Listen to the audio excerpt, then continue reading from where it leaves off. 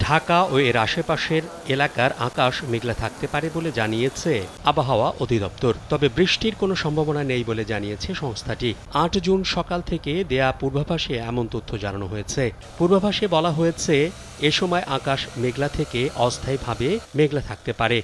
আবহাওয়া প্রধানত শুষ্ক থাকার সম্ভাবনা রয়েছে। পাশাপাশি দক্ষিণ অথবা দক্ষিণ পূর্ব দিক থেকে ঘন্টায় ১০ থেকে ১৫ কিলোমিটার বেগে বাতাস প্রবাহিত হতে পারে। এছাড়া দিনের তাপমাত্রা সাধারণত অপরিবর্তিত থাকতে পারে। এদিকে সকালে ঢাকায় তাপমাত্রা রেকর্ড করা হয়েছে ২৬.৫ ডিগ্রি সেলসিয়াস।